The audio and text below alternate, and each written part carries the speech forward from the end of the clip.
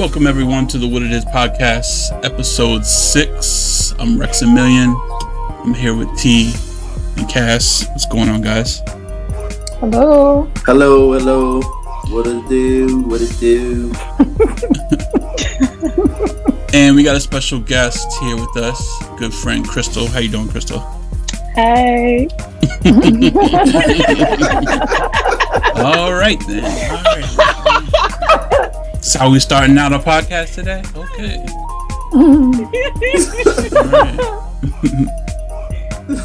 So how's everybody's week? How's everybody's day going? Good. Pretty good. That verdict, huh? I just found out from you guys actually. So yeah, that's pretty cool. Good news. Because I was thinking like if it doesn't, it's going down. And it was gonna go down. So yeah, that's good. Well, Actually, they had already they dispersed, the National Guard anyway. Yeah. Mm-hmm. Yeah, my wife. City to city. My wife, because she works at her dad's business, he let them off early just in case. Mm-hmm. The streets are gonna be blocked or whatever. So. Mm-hmm. Oh wow. Yeah. So they were ready. But yeah, I mean, I don't know. I thought maybe it was a clean sweep. I thought maybe like one count he might not get off. I mean, he might not get guilty. But all three of them, I mean, it's progress. The prosecution did their job. I mean, and the defense, they showed all this footage and it was really damning. It wasn't good. Didn't show nothing good, really. Yeah, I feel like there's really no way you can really spin it to really make it look. You really got to be like. The defense had their work cut out for them. Yeah, you had to be like a musician, not a musician, a magician or a sorcerer to really twist that. No, for real. Like that had to be some real sorcery to be able to,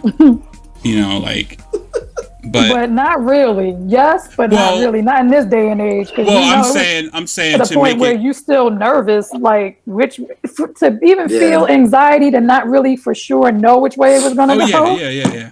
It was on video. You killed the man on video. Yeah. Right. But I'm saying like the jury was the one, they came up with, guilty. So it's really on them. But to be able to like twist it, it really is up to the jury because the jury was actually a multicultural jury, So that was a good thing, But so it really comes down to that. At the end of the day. But yeah, the bar was set low, and if we didn't clear this bar, I don't think we're gonna clear any bar from now on. So, nope. So true that. Definitely. All right, so we're gonna go ahead and get into our topic for today. And T, you came up with this topic. It's a really good topic. I was doing some research on it, and it's really interesting. Some stuff that I've never thought about. But you want to go ahead and lead in and let everybody know what our topic is for today? So today's topic we're going to speak about is emotional intelligence. Yeah. So the technical meaning of emotional intelligence is the capacity to be aware of, control, and express one's emotions, and to handle interpersonal relationships judiciously and empathetically. So emotional intelligence is the key to both personal and professional relationships. Yeah. So there are actually five characteristics of emotional intelligence. And that's according to Daniel Goleman. Okay. He's a psychologist. Okay. Who helped to popularize actually the emotional intelligence.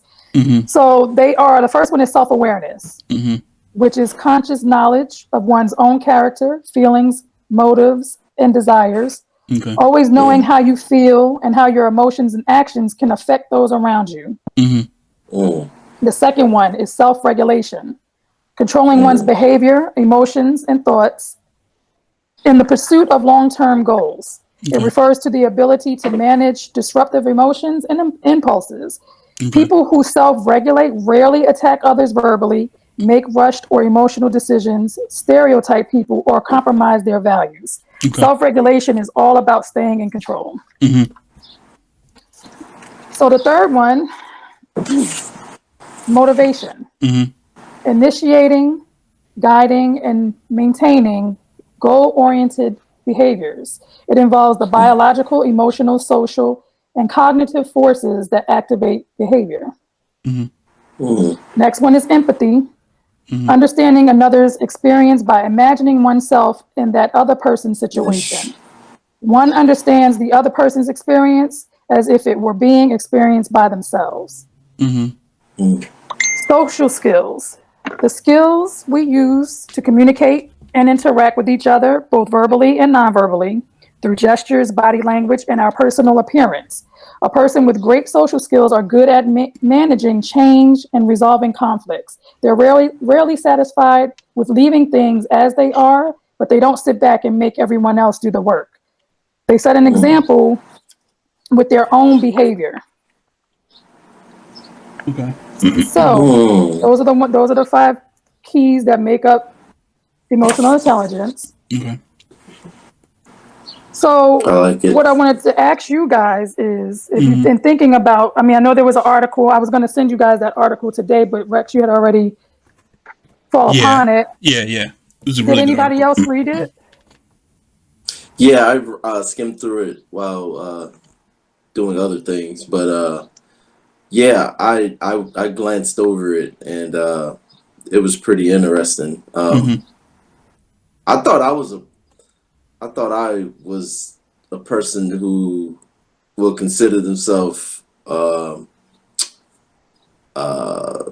a my high, emotional intelligence, Yeah. but then as I read it, I'm like, well, there's some things that maybe I fall short on, you know, because I know I'm not always able to. I could put myself in another person's shoes, but I'm not always able to. I'm not always able to make that connection. Like, I'm not always able to I guess, get past myself, I should say, when I'm going through stuff. So that's definitely something I feel like I could benefit from this discussion. So yeah, I'm interested in delving into it. Yeah, same here. I'm really interested on what you guys got to say. Me and Rex were going over the article earlier. We were. what did you guys come up with? The ending was interesting. Yeah, so I was talking to Crystal today on the phone while she was doing some work, and I was reading the article out loud, and it was a really interesting article. So basically, the article was basically about, it was more about like love and relationships, how it pertains to love and relationships. Which is that's how I interpret. Like, I know it's not just that, but that's how it spoke to me. You know what I mean? Right. Same. So, yeah. Same. Right. And I mean, it was good. It was a lot to unpack. It was like a couple things I had to read over a couple times. So I mean, didn't they have some questions in there? Do you have any information on you, T? I have the articles. I printed it, so it's sitting in front of me. Oh, yeah. Okay, maybe you could There were a few questions. Yeah, maybe if you could like ask us the questions, maybe we could start off with that, because I know there were or maybe like just skim through anything. I don't know, like, because it was a lot. I mean, there's different. Yeah, there's different. Oh, there sections. was. Yeah. So you said you wanted to put the questions. I think there was some questions in there, I believe. So there's in the with regards to the a relationship, you mean? Or just let's see. So I have in my notes. So there's several different spaces that have questions, like sections. Yeah. So depending on what were the questions on the first section? 2 hours later. Finding the one. 8 hours later. Okay. So let me see. The next day. So I read over, it was like the one part where it's talking about your partner. It's kind of like examples, and it says your partner sends you like if your partner reacts defensively. Oh yeah. Was that the end? And yeah, and that was Okay. the only part I had seen. I didn't see the full article. I seen that part. I want to go over that, but saw those examples. That article's gonna get you in trouble. All right, I want to go over that, but see, that was the only me and Crystal were dying off that part, right? Because that was the only part that I felt like I had an issue with, because I'm like, they're giving us this advice, and I'm like, I don't think that's very good advice. Like, and we were trying to like put ourselves in scenarios with our spouses of like, how would that even work? Like, work? It wouldn't work. It wouldn't work. Well, okay. Then y'all gotta go and talk about what y'all was saying. Okay. We'll go over this real quick. We don't have to do this in any order. We'll just dissect what we got from it. We can just dive into it. Yeah, we'll just dive into it. Okay, so, okay. Basically, with at the end of that article, what it told you to do, they might as well have had a number to go to a couples therapist after reading it, because they was gonna mess up everything. It was. Okay, I pulled it up right here. Okay, so basically, it was the part where it said responding to a low EQ, which is emotionally intelligent, with a low emotionally intelligent romantic partner, and it says we don't all grow emotional muscles at the same rate. Very true. Right. If you're ahead of the one you love, here are some high EQ ways to respond to low EQ behavior in poor listeners. So I had two. Well, it has altogether it has 5 of them, but what's wrong? Actually, those examples are good. No, okay. Let's unpack it. Okay, let's go. No, hold up. No, let's go through all of them real quick. Okay. So you're talking about Okay, I was talking about the last two, but we'll go over all of them. I see.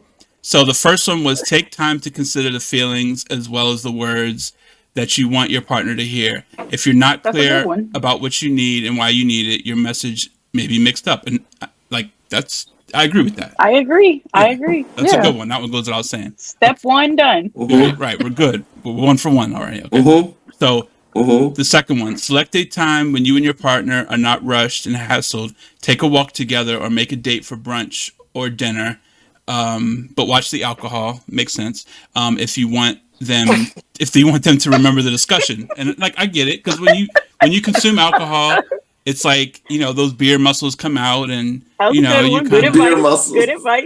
You get a little bit, but you get a little bit. You're not acting the way you would when you're sober per se. Or a lot of beer muscles. It's a truth serum. So then some other stuff can come out that you may not want to come out. Right. Good point. Yeah. Exactly. Okay. So we're and good. That's a whole nother problem. Right. Yes. So we're all good on that, right? We're all good. We're all good on that one, right? Okay. So the third one, send. Okay. Send. I feel. Okay. This is when it starts to get a little problematic. Okay.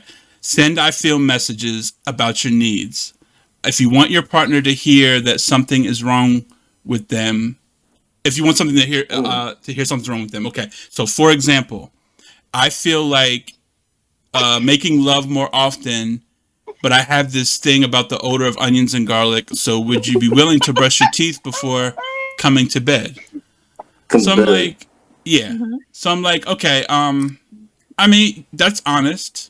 It's honest. I mean, that's honest, but that's not a turn on. That's not. I don't know. That's not the way to. I don't know. That just sounds. Well, no. I think what they're trying to say is, if you know your part, like say you're getting ready for the night, you're getting in bed, you're going to have some freaky time going on, right? But if you know their breath is not fresh. I think they're just trying to give. I think they're trying to give a way. I think they're trying to offer. Okay, send the I feel to say, babe, just putting it in a better way so as to not hurt their feelings. I think they're just trying to come from that angle. Right. So how would you word it? For me, Yeah. okay, well, if I'm with my partner and I'm like, we've been together for a minute, I'm like, Yeah, hey, you just said. you can just say, I'm like, babe, can you brush your teeth? I wouldn't be like, damn, Negro, go brush your damn teeth. Yeah. Like, I'm not Right, going to say that. I'll just be like, babe, Yeah. seriously, you know you had that sub today. Can you just brush your teeth? right. You know. Okay. Yeah, honestly, it's better to say it like, I don't know. It's better. I feel like it's better to say it like casual like that rather than make it a grand thing. Like, I kind of want to get it in, but I need you. I just feel like that's mad extra. It's just brush your teeth, like. Right. It's just like take care of that because your breath, very Your direct. breath It's just like that. Yeah, it's rocking. Yeah, I mean, I'd be like, babe, don't forget to get that tongue. Yeah, the tongue scrubber. Yeah, I agree. I mean, I think, yeah. I think there's better ways, much better ways to say it, because that's just like, because I think just straight up telling someone they need to brush their teeth is just always a way to tell them that their breath smells bad. Like, it's just, yeah. You know what But I mean? it's necessary. It is necessary. You know? I mean, but I think, I don't know. You know what? It could also be the relationship that you have with that person and how they, if you know that that's something that would offend them and you know that you need to approach it from a different, a different way, Yeah. So I think it also depends. I'll be able to read them. But like, okay, so with the article, I'm feeling like just saying it like that, I think the person who wrote the article probably should have maybe come up with a more clever way to say it, just in general, But anyway, yeah, right. Okay, so let's move on. Okay, so that one is kind of just, we could see both sides of it. Okay, so this is where it really gets like problematic. So if your partner reacts defensively to the feeling you've expressed, repeat their concerns. Okay, right. So and here's the example. You're afraid that if I take this job, you and the kids will be neglected. So basically what they're saying is like, if you say something to your partner that they don't like something regarding you, like your concerns, and they don't like it, right, then you're supposed to tell them that, well, you don't like this because you're going to feel this way. You know what I mean? And I just feel like that wouldn't go over well. At least in my marriage, it wouldn't go over well. Right. It would not go well in mine. Yeah. Yeah, that's asking for beef right there, because you're repeating it and then you say it again, but then you right there, I'm set off already just hearing that. Like, right, and like I don't like that. No, I see. I'm not seeing it that way. Okay, here. And that's probably because I'm not saying y'all did, but I'm saying when I was in couples counseling, because I did couples counseling in my last relationship specifically. That counselor did say it's important to this. One of the things she mentioned when, she's like, one of the things that's important is when your partner says something to you, whether it's I don't want to say gripe, it's just lack for a better word. They don't like something or they're having issue with something or whatever. It's important to repeat to them what they're saying to you so that you can gain a clear understanding of what it is they're saying, just so that you have it right. And then you tackle whatever issue to truly, just openly and honestly to attack that situation. Right. I understood. I wasn't taking it that way. I wasn't saying like, oh no, this person is telling me something they don't like, but I'm going to tell you what you. I didn't really take it like that. I understood the part where it said to repeat it out loud. I understood what that was doing, but then to have the person repeat and like basically say repeat the process. So no. That's where the problem. No, here's what I get out of it. Okay, so if your partner reacts defensively, so like, okay, let me take an example. If I tell, okay, let's use my wife Emily. So if I tell her that, let's say I don't know, like I'm going to be doing I don't know. I can't use it. Just okay. Well, we'll just use the example that they're giving. Yeah. I'm gonna use like, that. say if a guy comes to his wife and he's like, we're gonna move. No, I'm gonna take this new job and it's gonna be time consuming, and I may not have a lot of time in the home or spend time with you guys. Mm-hmm. Right. And then she gets upset. It's like, well, babe, I really want, like, what time? We still a family. How we gonna have this XYZ? We're not gonna have time together. Whatever. They're just basically saying for him, he should repeat her concerns. Yeah, so like you're say afraid that if I take this job, you and the kids will be neglected? I mean, I'm taking it like that. Yeah, No? yeah, I could see that. I guess for me, it was like I was going off of the breath scenario. the previous. Yeah. If we're being honest here. Yeah. Okay. So wait, I think So what is that for you? Why does that get, like, what is it about what is your opinion about that part? No, I was just like, well, why'd they bring up a breast scenario and then change it to something so serious? Let's stick with the breast scenario. Yeah, let's true. Repeat the breast scenario to you. Like, I would have been like, what, Cody, what'd you just say? Like, I would have been insulted. Yeah. Yeah. Yeah, well, I can. It's just the repeating. It's just the repeating. Yeah, it's just me. Repeating. But the repeating, if I took it literal, like repeating, like, okay, I repeated what you said back, but then I'm gonna say I feel again, so you can understand. Is that your partner saying I feel? Sending the I feel message? That would be you saying that I feel again. You saying I feel like this would be beneficial for our family. Like that, like, is it reiterating, but like maybe rewording it? Because it feels like it's saying to like say it again, like to bring it home. Until I understand where you're coming from, but I feel saying it again, like, and then you like, just keep going until you get your way. And she gets up and brushes her teeth. Wait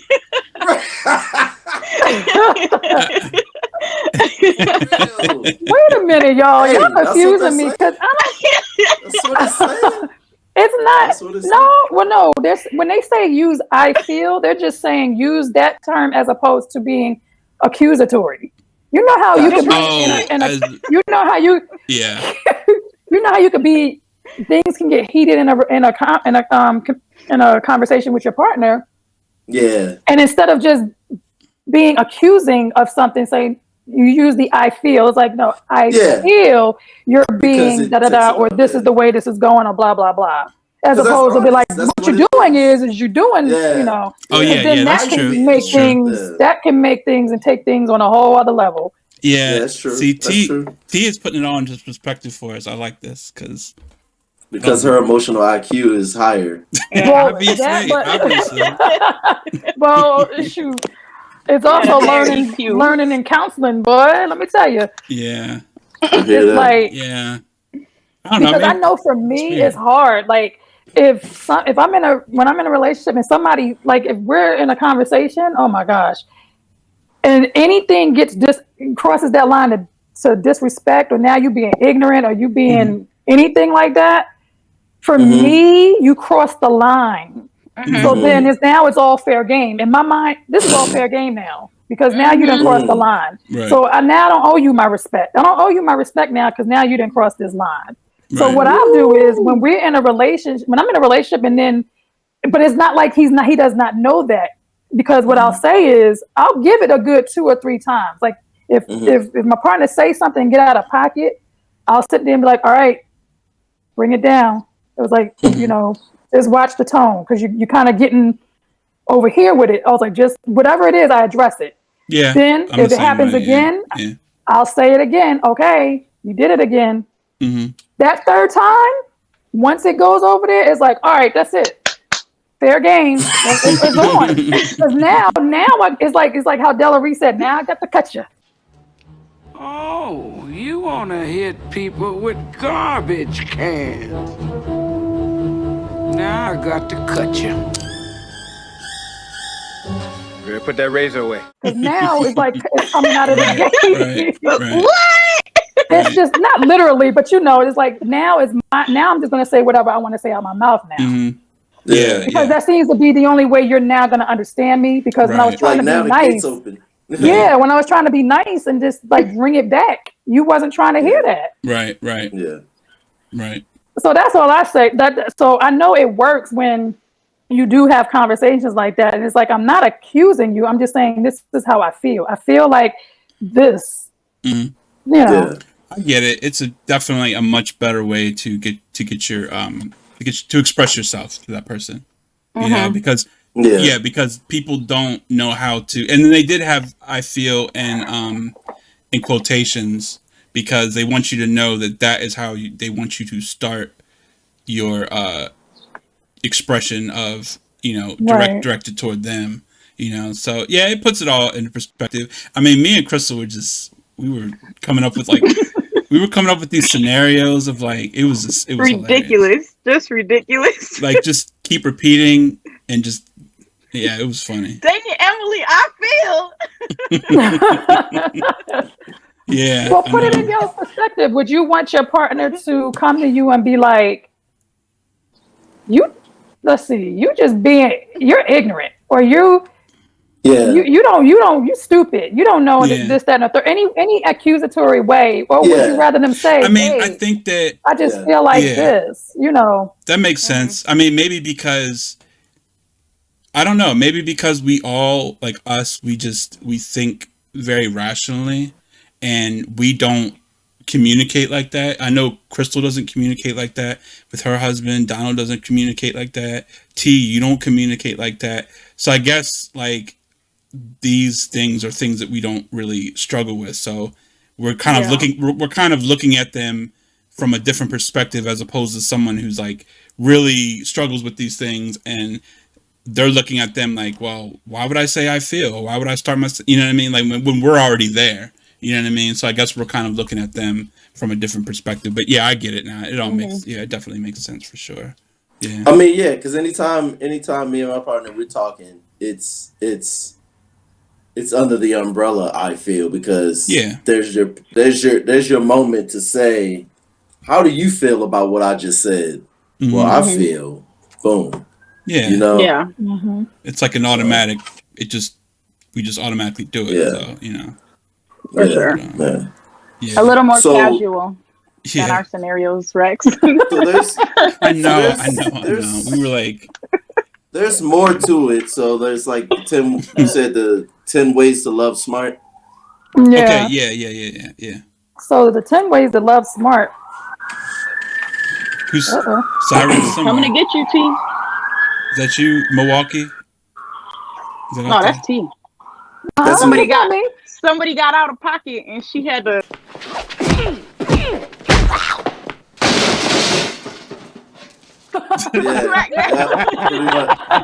Somebody got cut. She cut him. Someone got cut in the coming for us. I'm not that bad. I swear, I'm not that bad.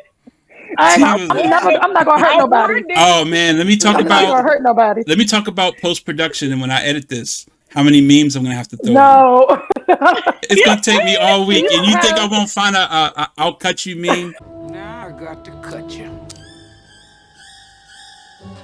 Put that razor away. Delareese. Use the Delareese. Okay, yeah. I'll get the clip. Yeah. From Harlem Nights. Oh my god. R.I.P. Delareese. Oh yes, absolutely. Definitely. Yeah. Also, while we're there, R.I.P. Black Rob. Yeah, for sure. Yeah. Yes. Oh man. 2021, man, it's already starting off pretty rough. Mm-hmm. Yeah. And with the first few days in, it started off rough. Mm-hmm. Oh yeah, Gosh. If that was a sign of things to come, man. Right? I don't even know what to. Man, it started with 2020 and it's just been downhill ever since. It has. It really has. It's the end, y'all. Yeah. I mean. All right. Well. So the 10 ways to love smart, y'all. Yeah.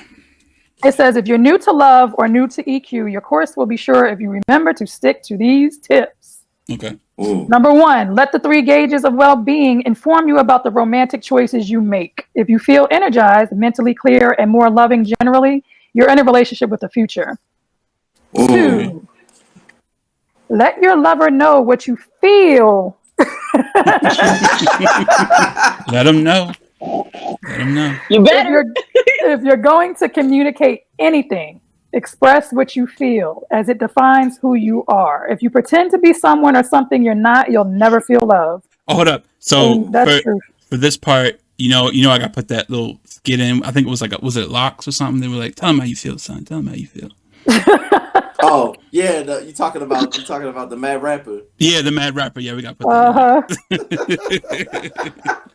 Tell them how you feel, son. Tell him how you feel, son. I'm gonna tell you why we mad, son. We might just have to change the name of the episode and just call it that. Like, My choice is more John Blaze than that. yeah. Y'all are mess. All right. So Listen from emotional experience. Okay. Attune to your lover's feelings as you listen to his or her words. Mm-hmm. Number 4, show the support and love that your lover needs. Mm-hmm. One person may find a suggestion or a helping hand useful or comforting. Another person may find the same action intrusive. Not everyone likes to be touched in the same way, enjoys being affectionate in public, or responds the same way to receiving gifts. Let empathy guide you. Hold up, that would be love languages right there. Yep. Yeah. You see how Great job. Great job, right? You see how I tied that? You see how I tied it to our previous episode? Link in the description. Yeah. Right. If you'd like to hear more about love language, check out last week. Hey. Yep. Right. Smash that like button. We did a thing. We just did a thing, guys. We just did a thing. All right, let's go. Number 5, when in doubt, ask. Love doesn't grant that you'll know everything. If you don't ask how your lover feels about something, you'll never know. Yep. Yeah, that's. I always say, I don't know anything you don't tell me. Right. Number 6, be prepared to work at the relationship. Why do so many people believe their work is done once they found true love? Relationships grow. Right. Yes, right? Relationships grow and thrive with attention or wither and die of neglect. That is so on point. You guys want to talk about that one? Because I think a lot of relationships die. They typically die because of the neglect. Mm-hmm. They do. Yeah. Mm-hmm. It's not always about what you do. It's what you don't do. Right. And I always say that because I know that's firsthand experience, in my opinion, in my book. I agree. I definitely agree. Word. Never get too comfortable. Yeah. And then even if you are necessarily not neglecting, I still feel like you can still reach other levels. You know what I mean? You can still continue to. You might think that you have reached the pinnacle, but I mean, you never know. So just continue to try new things. Like when I was talking about that, we were doing the love language episode, and I was talking about those love language cards that I want to order. Like I feel like if there's anything that I feel like I can, any tools or anything that I can use, or anything that I feel like might, just add something new to my relationship, or maybe just give us, I don't know, make just whatever, I'm open to doing that, so. But that should be the thing, that should be the model of a relationship. It should be like, we always striving to be better and to get to a higher level, always, because not saying it's got to be every moment of every day, but there should be a consistent idea and commitment for that to happen. I just really believe that. And a lot of times too, what happens in the beginning to get you to love that person or create the attraction should be maintained throughout the relationship. Because what you'll find too, people will come in the relationship going hard in the paint, doing these gestures or going places or doing all these things that you like. Then you get into the relationship or heavy into it, and then it's like things fall off. So then you're not connecting. Nobody's going to find or be attracted if you got to keep the fire burning on some level, right? And then what happens too is then you break up, or if it gets towards the end, then you want to start doing things after the fact. It's always better to be proactive than reactive. I agree. A relationship should not be reactive all the time. It should be proactive. Yeah, like you wanna what the relationship was like, the foundation that it was built on, and I mean, you know, we're talking about like a healthy foundation. We're not talking about like anything that's negative or unhealthy. But if it's built on a healthy foundation, and how that foundation was built, like you wanna continue to keep that, you know, foundation, keep what's going, because like if you're maintain it, exactly, you know, because when you're building a house, you start with the foundation and then you continue to move up, and then you're built on that solid foundation, and then everything around that is kind of just like you want it to reflect that, you know, you want to continue to, you know, so absolutely. There's a saying I always use is, you should not be building on quicksand. It just ain't, it ain't going to happen, man. It's not going to happen. It's sure to crumble. And for me, I don't know about anybody else, but I don't know if you've ever been in a situation where you be in a relationship and then the person tries to do things after the fact, the things that they know that you like, and the things that you know, and then you see them doing all of this after the fact. For me, that's so unattractive. Yeah. If anything, I'm looking at you like, ew. Like, you're not even attractive. You're not even attractive to me anymore. Because that's messed up. It's like, you know, that means all that's telling me is you could have did this all along. When I was asking, pleading, and none of that. Make you resentful. Right. But now you decide to do it. It's like, oh no, I'm good. Right. Yeah, I agree. Yeah. I mean, so number 7 is learn from your lover. Active awareness keeps you from relying on past assumptions. Number 8, watch out for emotional memories. Emotional remainders of past hurts are most dangerous with those we love today. Ooh, that's so true. Remember that, number 9, remember that the only problem with making mistakes is not admitting it. Ooh, that's a word. Yeah. The complexities of relationships guarantee error. Ooh. But even mistakes are opportunities for growth if met without blame. Number 10, use change as an opportunity to grow your relationship. Any change is stressful, but it is also an opportunity to renew and revitalize your relationship. X. Nice. For sure. Nice. So, I guess that doesn't need to be broken down. I mean, yeah. I mean, a lot of it goes without saying, but yeah, like,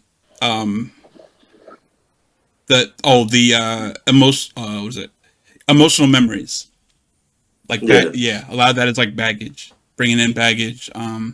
You know, past hurts. You know, that it's I know that it's difficult. You know, because hurt is definitely difficult.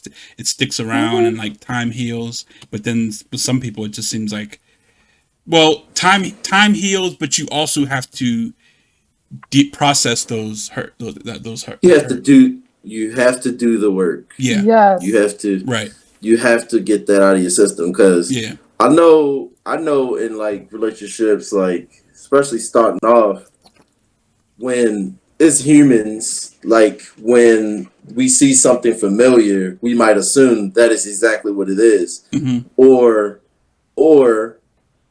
you know, like if somebody does something that reminds you of somebody else, then you know it's not good to get caught up in that, because it's a matter of you growing and that person growing, if it's worth it. So if you want to sit there and kind of get stuck on something somebody did that reminds you of somebody else, you might have fell short on the opportunity to grow and learn, you know, from that moment to grow your relationship. You know what I mean? Right. Because you get caught up in that, you might have been caught up on something like, hey, that person can't help what you're thinking or what you felt from your last relationship. They like that Music Soul Child song, Previous Cats. Like that's not something you should be dragging into your next relationship. Like if it does arise, then you need to examine that and realize that that person is not at fault for you know, the past. Right.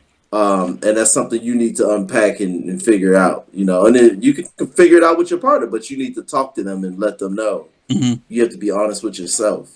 Yeah. But also, Cass, too, when it's dealing with the person you're in a relationship, anything that's done, anything that you're experiencing or what a person is experiencing with their partner, like any wrongdoings that their partner has done to them, that person needs to take full accountability of those things, because they say time heals all wounds, but sometimes it's not the time that's going to heal it. Sometimes it's the person got to take full accountability, own up to it, and then do the work to change the behavior so as to not revisit it. Because I know for me, and I can be honest, full transparency, if a person doesn't do that, number one, I find that certain instances don't always show up the same way. Sometimes they come in different forms, but it could be the same thing. So, like an example, if I feel like I'm being neglected in a relationship and my partner cheated on me, and that was a form of neglect. So, if I forgive my partner over the cheating, and then we move forward, he don't necessarily have to cheat on me again to neglect me. It could be something like, not making time for me, not making me a priority in some instance. To me, literally neglecting. Right. To me, it's not like you didn't cheat on me again, but you're doing the same act against me. So it's like, so that's going to drudge up the feeling of neglect. So it's like, you need to take care of this issue of neglecting me. If you don't, then it's going to keep happening. And the only way that gets dealt with is for somebody to really take accountability for it, apologize for it, and then do the actions to change it. That's true. Well, let me go back to what I was saying was, okay, so if a person is doing something, it's unintentional, it's not how the person perceived it. Like, it's more like, I'm sorry you feel that way. Okay, it's like one of those situations. I'm sorry you feel that way, but that's not what happened. It's not a matter of them doing something egregious like cheating, or it's not always that case. It's just that person's perception. It looks like the same thing, but it's not necessarily the same thing. It's not. So it's like a person taking accountability for it doesn't always apply, because sometimes it is like, hey, I'm sorry it looked that way or it seemed that way. Like, I could give you an example. Okay, so a person is with someone else and the relationship isn't like years in. We're talking about like maybe invested as far as like living together and stuff like that. And a person makes plans to go hang out with some friends, okay? And there happens to be a female present, okay? The female is present. This is not a secret or anything like that, but the significant other takes that as, well, who is this person? I don't know them. Who are they? And that person starts to get bent out of shape about it. But yet it's not necessarily that person. It's not necessarily the person's fault that the person is perceiving it that way. It's not their fault that they think that something is up because something has happened in the past for them. They think, oh, well, you're going to go hang out with this female. I don't know her. What's this about? And then this whole thing ensues. When in turn, there's nothing egregious or anything like underhanded going on, but the person perceives it that way because of what has happened in the past. Because the last person was cheating and was doing something egregious. So it's like trauma, or it's something that's coming up. Yeah. It's trauma coming out, and it's like, you could just say, I'm sorry you feel that way. That's not the case. We get to work on that. But that's not on the person who's being accused of something.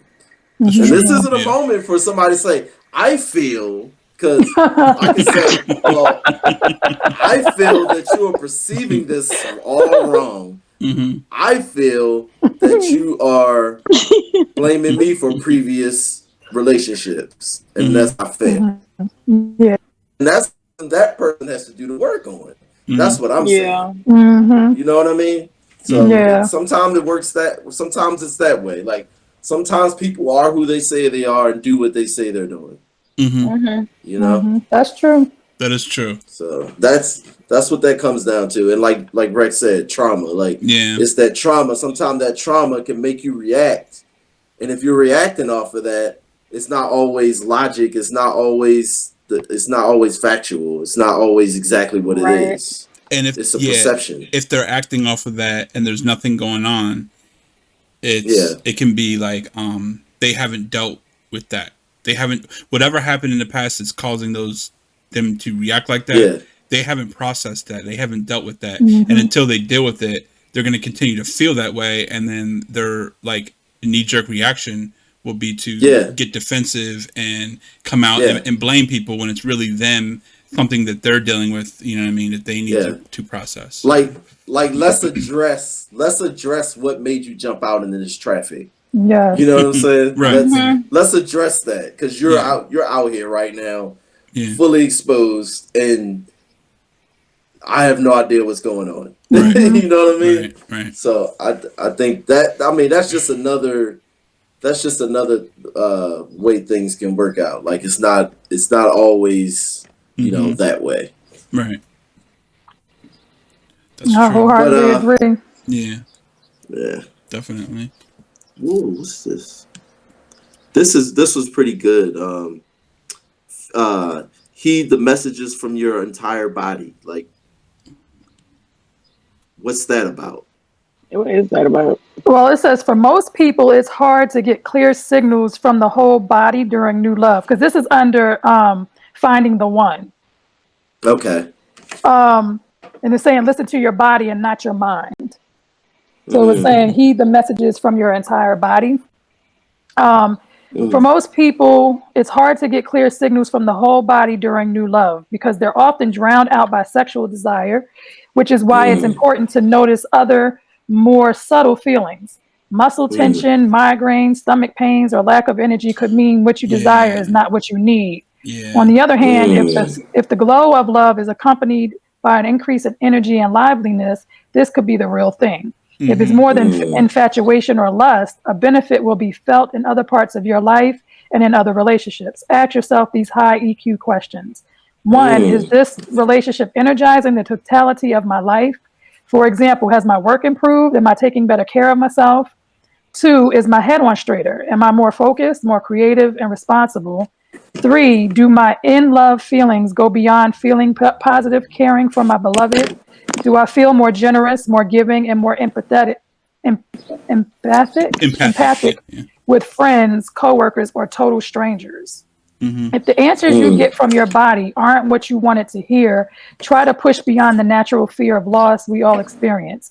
Finding out now that you haven't found true love can spare you the pain of a pile of negative emotional memories, a legacy that can keep you repeating the same mistakes or sour you on love altogether. That's true. Yeah. Wow. There was something that I liked about that. They said, I think it was something about like, they said something about other hand glows, energy, liveliness, more.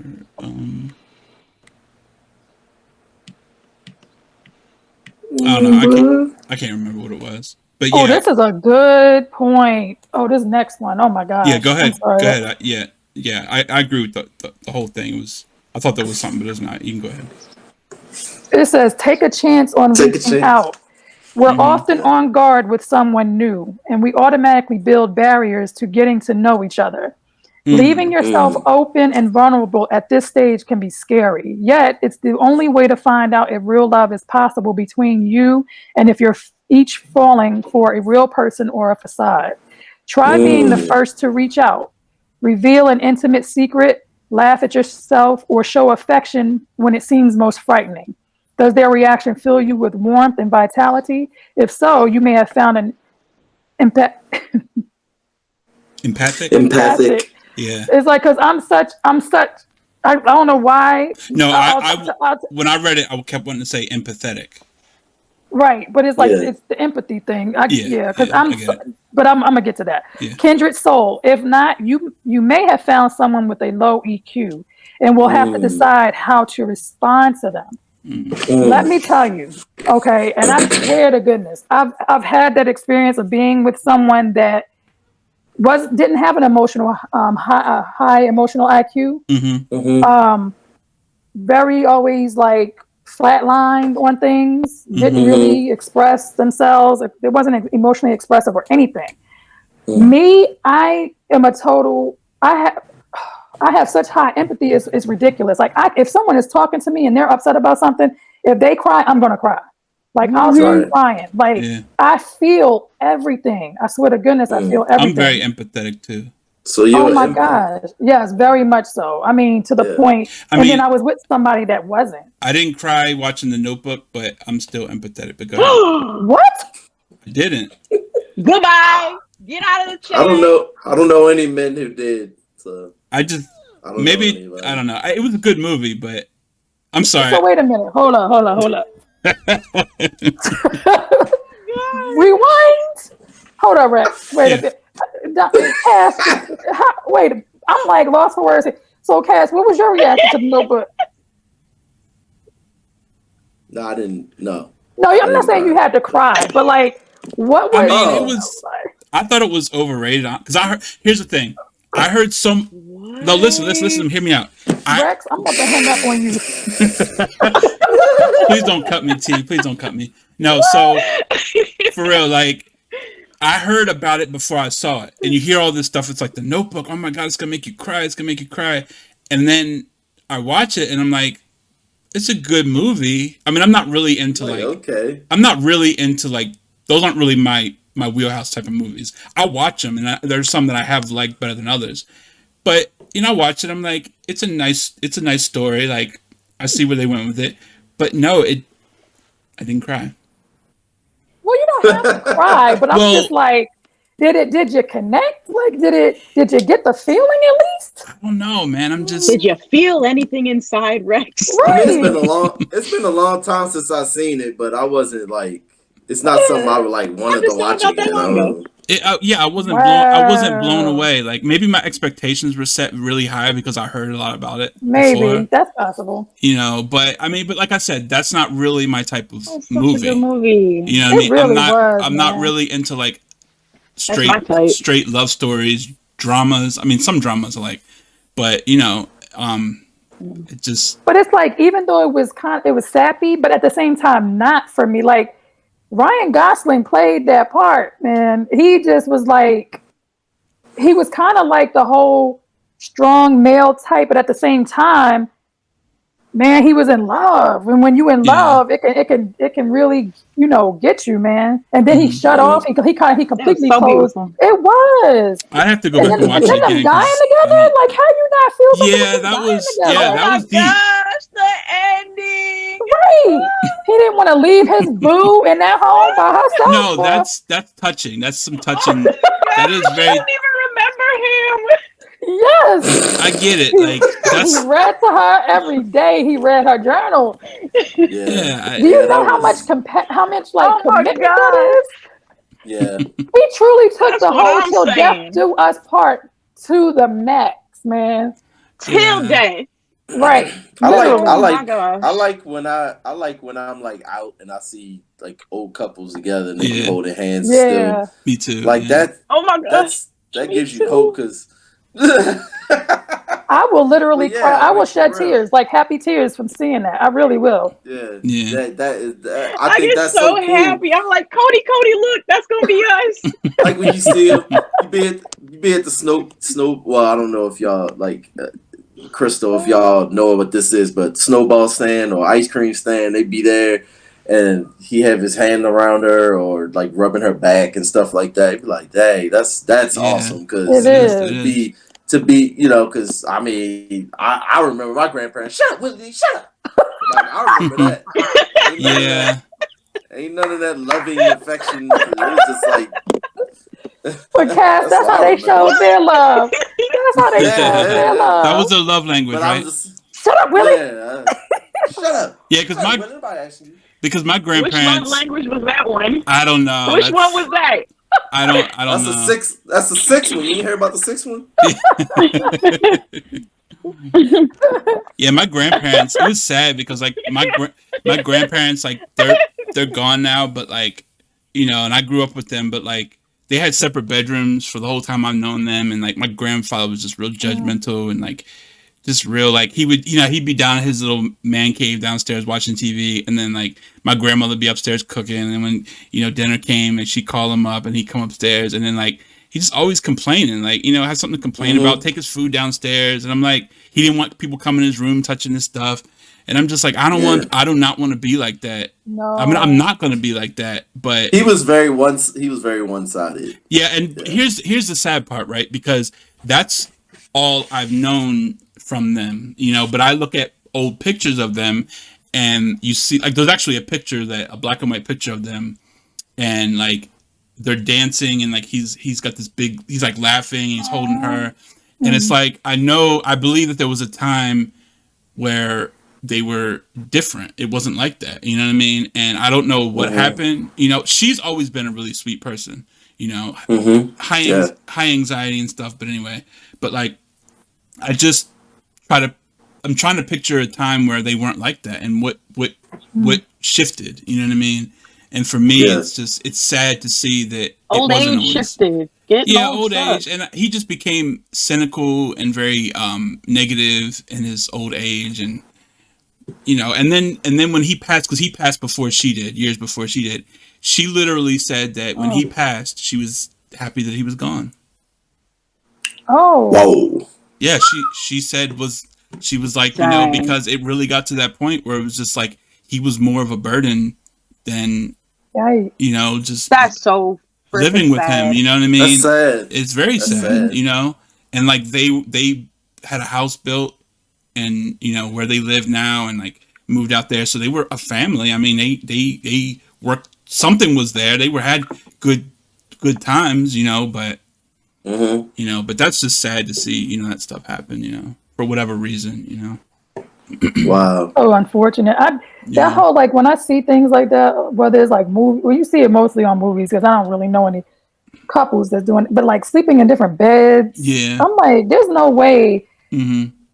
Like when I love somebody. Like I don't even get to a point where I don't want to be with them physically anymore. Like even if we were to go through issues, it's like my drive is to let's just fix this. Like I just still want to end the day. You still want to end the day next to that person. Yeah, like there's nobody else. There's nobody else I would rather be with that person than anybody else. I just like my heart just be like, can we please just fix this?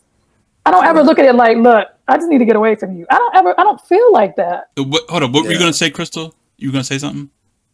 I was just gonna say it's not always because they don't like each other. I mean, some people snore really loud. Like, or the breath, the garlic, and being honest, then the morning comes around. Exactly, the morning comes around and they're lovey-dovey again. It's all good. Like, well, that's true, Crystal. Yeah, because I experienced that before too. But no, in one of my relationships, the snoring. Yeah, I know that. You need to sleep. So what do you do? What do you do? I think the snoring goes back to I feel. You tell them how you feel. I'm gonna stay on that. I feel. No. I'm saying for real. Like, what do you do? I feel, you know, like it's you need another bedroom. I want your partner to know some things that are wrong with them. So how do you you know? Well, the way I really dealt with it, I tried everything out, every other avenue. Like I bought the earplugs, I bought the things that I tried. I did the whole thing with, babe, let me just go to sleep before you, because if I fell asleep before them, seriously, if I fell asleep before, it's funny because me and this person literally just had this conversation not too long ago, and we were laughing about that because I was like, it's seriously. Oh, what about if you're up? They're asleep. You're trying to watch TV, and you got like blast the volume on the TV. Oh, yeah, that's happened. That is rough. That's a rough one. The whole snoring situation is rough. Period. It can be. Did they have sleep apnea or anything, or were they like? Yes. Oh, okay. Oh, Yeah, see man. stuff like that that. sucks. Yeah, That yeah. sucks because they probably weren't getting sleep at all. Like they probably Right. Yeah. Oh, that sucks. And they would stop breathing throughout the night. Yeah, I used to be like that when I was bigger. Before I lost weight, I used to snore worse, and then I lost weight and stuff. So Yeah, that's a part of it sometimes. Yeah, that sucks, man. yeah. And sometimes the only option is another room. There ain't nothing wrong with that. I mean, Be like, you all right, want a good night's sleep. we're gonna get our freaky time now, but now And you then gotta resort to your own room. so how come every time I wake up, you're in the living room sleeping on the couch? What do you say, What Crystal? happened? What you trying to say? What you gonna say? I was sleepwalking. I'm sorry. I don't know what happened. I was sleeping. There's something supernatural in this house, and it's like I don't know how I got out here. What? That's hilarious. All right, guys, we are officially at an hour, and I Good job. would love to go on, but that would mean that all of our podcasts would be like super long. Yeah. Oh. But Oh man. no, it just flies. It This is flies. good. It goes This so is fast good. when like it's so organic, and we're just like, it's man. Yeah. Yeah, It's so definitely. good. It's such a good topic. It is. This is a great topic. There's is. so much stuff to cover. So we didn't even discuss like how it really can affect relationship, like if anybody has experienced that in their relationships or in their own lives. No. Because that was a piece that we were trying to get to. Yeah. But you go ahead, Donald. I haven't really experienced being with somebody with a low IQ. Like I haven't, like with a low emotional intelligence. I haven't really experienced that part. So that's pretty interesting. I mean, it's something to look out for, but I'm with mine, and she's has a really high emotional IQ. So, But that's interesting. Do you think that that's because she's a woman? I'm not saying all men don't, and I'm not saying all women do. Mm-hmm. But I think it's more common for women. Right. Yeah, I'm sure it is more common for women because the empathy and all that stuff. So, unless she's really been through some really traumatic stuff, I think, and even then, so still have a well of emotional like empathy and all that stuff. So, I haven't experienced that. Yeah, I can't say I have. So that it's pretty interesting, but I'm sure that a lot of people would think it's a male thing because I do. Because men, people. Me too. Because men can carry some other stuff on their back sometimes, and that that tends to sometimes can fall short. I just thought they just didn't always think right. Well, my husband. Thing. Yeah. There's also the maturity thing of like when they say that females mature. I was going to say that. And I don't count nothing like past a certain age, so I wouldn't even look back that far. You know what I mean? But then it's like, okay, so they talk about women maturing, quicker than men, but then it's like, I feel like we hit a threshold where it's like we all should be mature.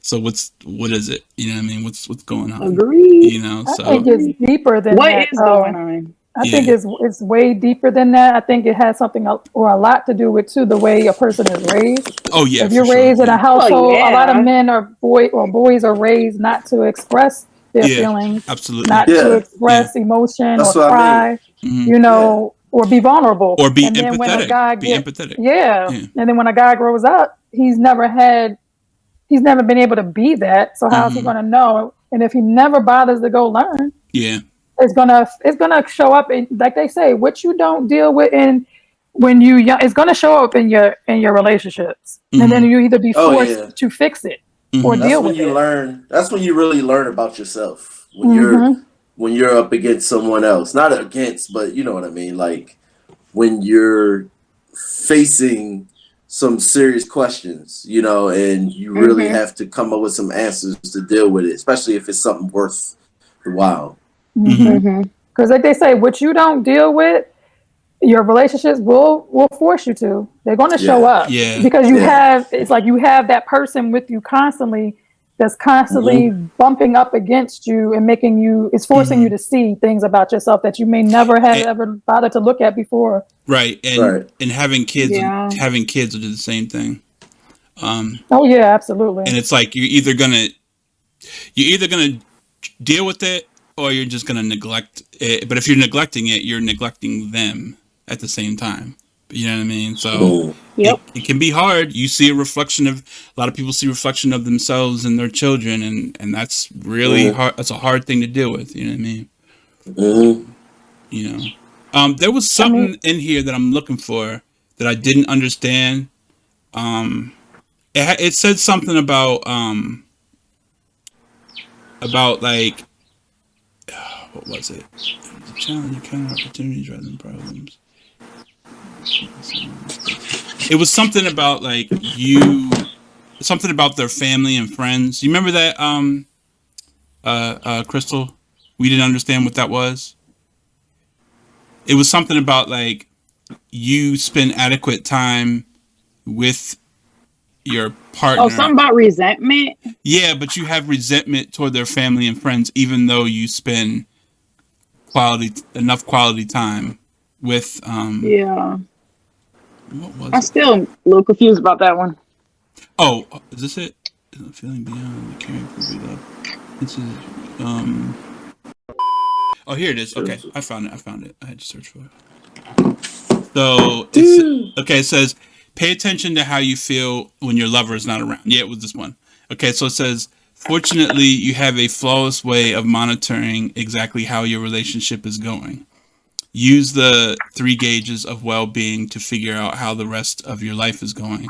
Are you feeling restless or irritable in general? Do you drag through your day at the office, after school, after a night of marital bliss? And it said, do you resent family and friends even though the two of you are spending every available minute together? And I was trying to think, like, why would you I can come up with a reason why, but I don't know. That's weird. I see why you have questions. Does that? I don't get it at all, actually. Yeah. Maybe you could explain that? Let me read the whole thing and then I'll see. It's under the page. Okay. I see it. Yeah, I'm right where you at. Yeah, it says, pay attention to how you feel when your lover is not around. Fortunately, you have a flawless way of monitoring exactly how your relationship is going. Use the 3 gauges of well-being to figure out how the rest of your life is going. Yeah. Was there a piece of 3 gauges before? There was a part, something about gauges. So we got to like refer back to maybe it has something to do with that. Are you feeling restless or irritable in general? Do you drag through your day at the office or school after a night of marital bliss? Do you resent family and friends even though the two of you are spending every available minute alone together? Love never benefits from tunnel vision. If you don't feel energetic, clear-headed, and benevolent all the time, it doesn't really matter whether you coo like doves when you're together. If the sex couldn't be better, but you're slipping at work, if you feel safe and cozy hearing, hi, honey, when you come home at night, but are having trouble getting up in the morning, something's not right, even though everything feels warm and fuzzy in the castle. Okay, so is this saying basically that if you're only feeling that way when you're around them, but you're not feeling that way when you're not with them, then something is wrong? No, it's basically saying, if everything is cool at home, but things are not cool everywhere else, it's saying, I guess it's saying that, because it said here, if you don't feel energetic, clear-headed, and benevolent all the time, it doesn't really matter whether you cool like doves, meaning it's not going to matter whether everything is well in the castle if you're not feeling good in other areas of your life. So it's basically saying you should be content. I mean, maybe not always content. You're not going to always have like bad the job, days, good days, but and bad days, you should have a healthy emotional well-being, I guess. Okay. So just Doug's overall, basically saying it's unhealthy having tunnel vision. You just focused on at home, Right. and then everything else falls short. So you don't have that balance. Right. Got you. Okay. Woo! Do you resent family and friends even though the two of you are spending it? Okay, so back to that question. Do you resent family and friends even though the two of you are spending every available minute alone together? Are they saying do you resent them like when you spend time with them? Or just or your relationship with them? Is it like talking about your relationship with them? That part is it's like they used the wrong word or something. Yeah, I wasn't really clear about that. But I think I would just assume it means the same thing. Like so your you're time, not cool. your social time with family and friends, is that not healthy, basically? Yeah. Okay, makes sense. Okay, yeah, I was unclear about that, but it makes sense. Yeah, I know people like that. Yeah. Or it could mean too, you resent your like if you're spending time with your family and friends, but you resent them because you're not spending time with your significant other, even though you spend every moment with your significant other as it is. Mm-hmm. Right. Wow. Again, the emotional balance is not correct somewhere along the line. Right. Right. Yeah. Wow. I get it. That's yeah, crazy. It makes sense. Yeah. Yeah. Wow. Man, I wish we could go on. I don't want to make this episode too long, but I wish we could. I really wish we could. I really want to. But I'm like, yeah. I mean, like, I don't know, man. Like, if these episodes, if they're, maybe we could just start doing part twos, like, because our last episode, I definitely want to do a part two of that one. That was man. Yeah, that was really good. Man, that was like we were all on the couch just talking. Man, that was Yeah.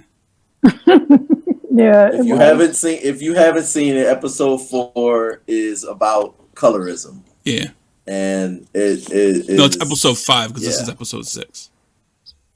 Is it? Oh, yeah. Wow. Oh my God. Wow. Oh wow. Yeah, we're moving up. We're moving up quickly. Yeah, look at that. Enter the Jeffersons. Yeah, exactly. Right.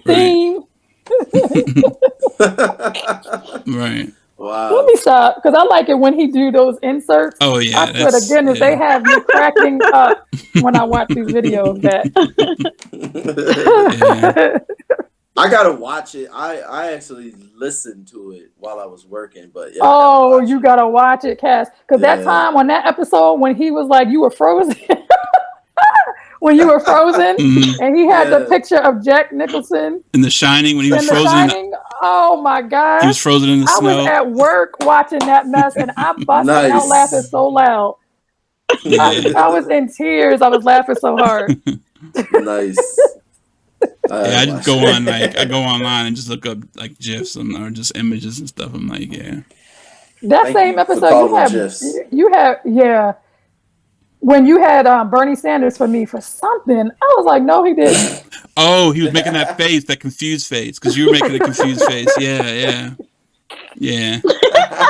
I was cracking up. That was so funny. Man, I'm so glad they bought GIFs back because like they were like big. Where'd they go?